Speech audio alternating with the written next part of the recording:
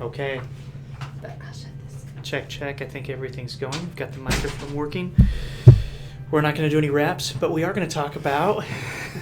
We're going to talk about the immune system. We're going to talk about the body. Obviously, right now in this time of kind of global crisis, I have brought on Dr. Kristen Watkins. She is our medical director here at Regenerative Treatment Centers, and a huge part of what we do here and the therapies that we offer. And I could go through the list. We were actually just joking about this a second ago. We could go through the list of all of her credentials and everything, but when I asked for it the very first time, she sent me like 15 pages.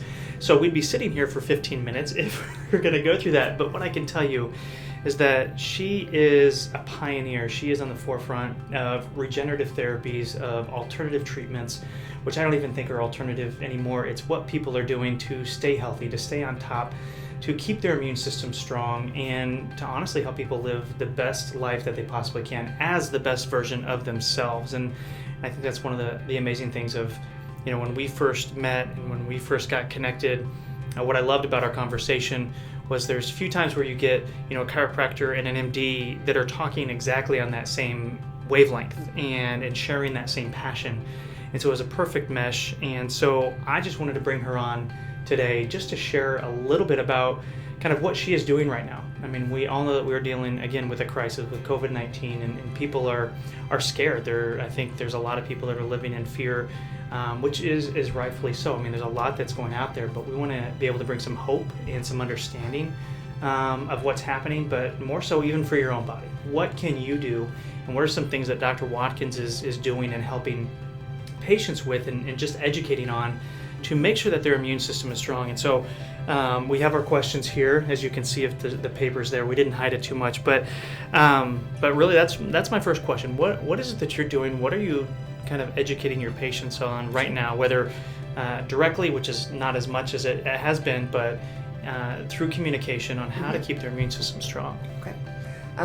Right now we're doing telemedicine, but I do the vast majority of communication just like this through social media and through emails. So the big part of functional medicine is that no matter what is going on in the world around us, the 4 principles of functional medicine always still remain true, okay? So the 4 principles of functional medicine are nutrition, sleep, stress, and physical activity. And right now, we still 100% have control of those things in our lives. Now more than ever, I believe it's important. So a lot of times when there's crisis or when we're really stressed out, we tend to overeat and not exercise and kind of revert and not take care of ourselves. But that's exactly the opposite of what we need to be doing. We need to be focusing on those things, because those 4 things in turn improve our immune system, decrease inflammation, and basically all disease processes are inflammation, whether that be in the lungs, such as COVID, whether that be in the brain with MS, Parkinson's, dementia, whether that be in the joints and other things with arthritis. So it's all about inflammation. So that never changes no matter what disease process we're talking about. Right. So if we can support those 4 things, that's the most important thing. And ways we can do that are getting enough sleep at night, making sure you're getting between 7 and 9 hours of sleep at night, turning off your electronics after 9 p.m., really limiting your social media. I know right now social media is at an all-time high. I think people are getting educated, which is great, but I think they're also stressing themselves out, which is not a good thing. So limiting social media to an hour a day, maybe limiting news to 15 minutes a day, I think is a good thing, because there's some scary stuff out there. I don't listen to it at all. Maybe 10 or 5? I don't listen to it at all. Right. I pick and choose what I listen to, but I really just look for physicians that I trust and read their blogs. But a lot of people do want to listen to the news, so a little bit is okay, but don't overdo it. So going on a walk is something that you can do as long as you're maintaining social distance. Doing some yoga, doing some stretching, going outside, all of those things matter. Get your vitamin D by going outside. Really small things that add up. Then of course there's supplements like vitamin D, vitamin C, your B vitamins, glutathione. All of those increase the Krebs cycle, which drives the mitochondria, which helps with detox pathways, and ATP, which is energy production.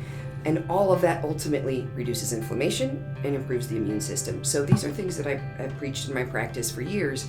But right now we're really talking about them because we do need to support stressed immune systems, because stress, lack of sleep, change in job, homeschooling, all of these things are causing profound amounts of stress. Whether we notice it or not, they are having a reaction on our adrenal glands in our body.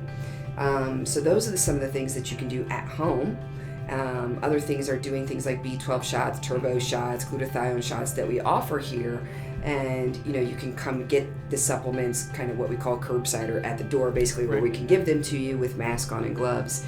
Those are great options. And then also we have some procedures that we can go through that are really groundbreaking. And they're things we've been doing for a long time, but they're groundbreaking in the fact that now traditional medicine is starting to look at them for a disease process. And obviously the disease process right now they're looking at is COVID-19. So if you want to talk about more of that, I'm happy to. Yeah, we will. And I just kind of reiterating the very first thing that you said about health. And I think in all of the interviews I've been doing and going through and talking with people, I really think that there's more of a health revolution that's kind of moving forward right here. I mean, we've looked to our healthcare system as the answer for so long, and I think it's now starting to come to light that there are so many other things.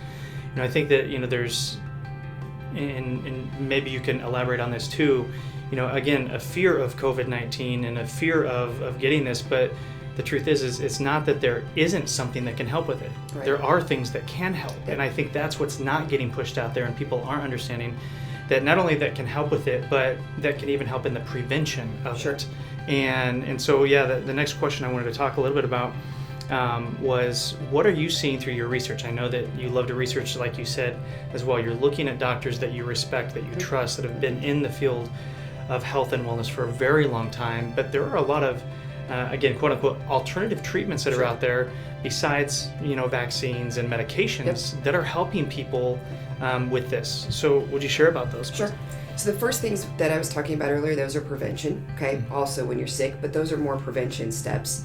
And just to talk really quick about traditional medicine, obviously I'm traditionally trained originally in family medicine, but traditional medicine is very good at acute medicine. So those patients that are sick, it's very good at that and doing some life-saving things. But I do think there's this bigger revolution now about prevention. So in functional medicine, my job is prevention, which is going back to what's causing the inflammation and treating that, right?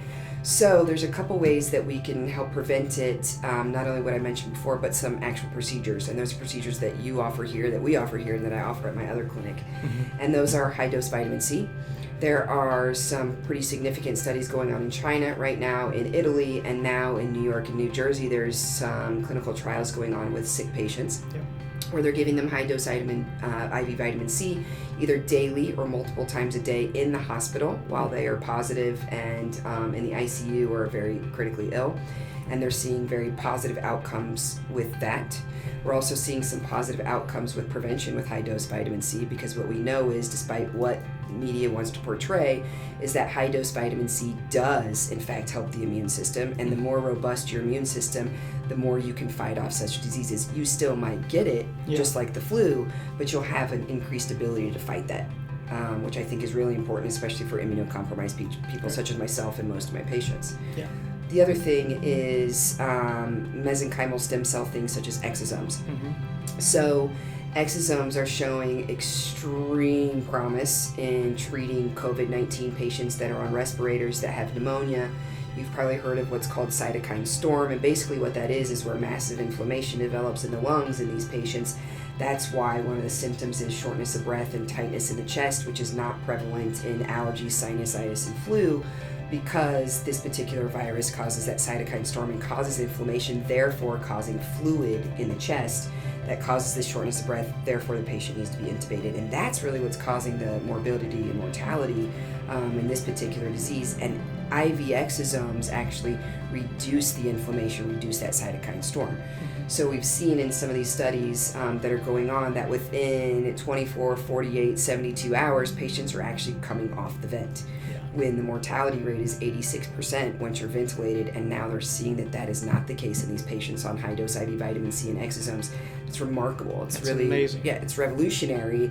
A lot of us that have been doing it for a long time, intuitively that makes sense to us already, But I think it's really awesome that now traditional medicine and some other people are really starting to pick up on that and are believing in that, and that they're allowing it in hospitals in the United States so that we can actually see that this is working. Absolutely. That's what's exciting to me.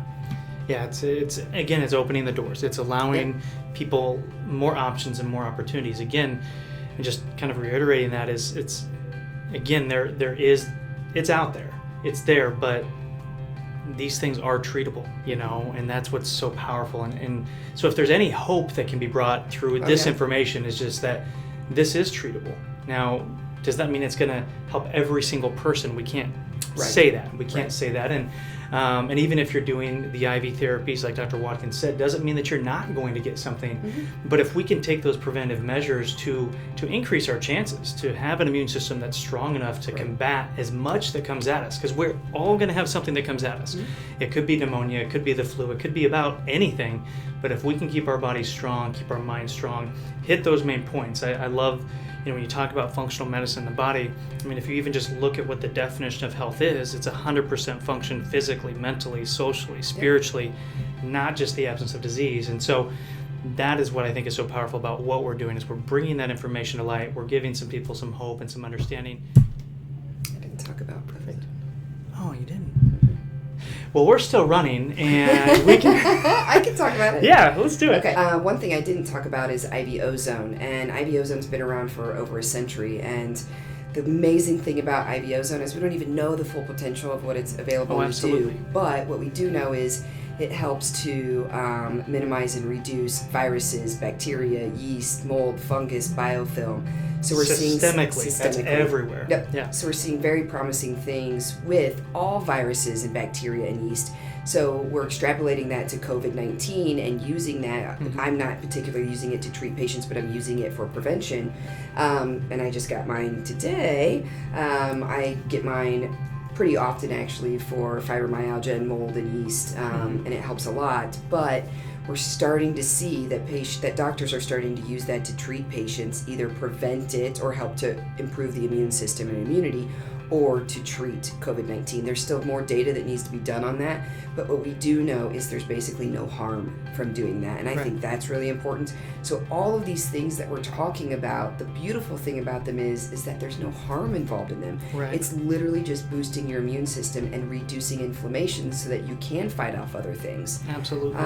Which I think is really the most critical thing and the most exciting thing. When I came back from quarantine, I say quarantine, I didn't have a reason to be quarantined, I just kind of got stuck where I was with my family, and I came back. They were worried about me coming back with autoimmune disease and no spleen and such, and I said, listen guys, I have the cure in my office. I have ozone, I have a high dose vitamin C, and I have exosomes. I know that that's pretty scary to put out there because most people are not putting that out there, but I know deep down in my heart that we have a lot of things that are treating this, and I have those available here and at my other office, so I feel very comfortable even with those disease processes that I have, treating patients and being around them, obviously with protection, but I think that that's important to know. Yeah, and just to let everybody know, I mean, our clinics, and when we are treating patients, we have very specific protocols that we've set in place to make sure that any patient that is coming in is protected, that our staff is protected, that everybody is going through those right channels to make sure that things are done right. And I think that's so powerful, is, again,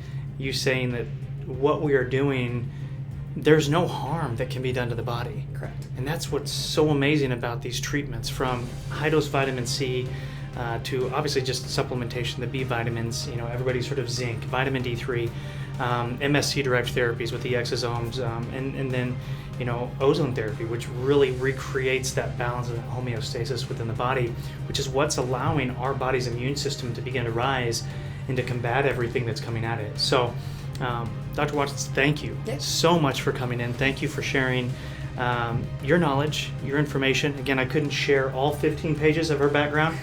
Anybody can look that up if they want. But she has such a wealth of knowledge and such a huge advocate for these therapies, because she knows that it's changing people's lives. So if you have any questions, please just put them in the comments below. We'll do our best to answer those. But we are paving a way for people. We are paving a way to help build them up, to bring some hope and some understanding. So thank you so much, and we look forward to seeing you soon. Yeah, be well.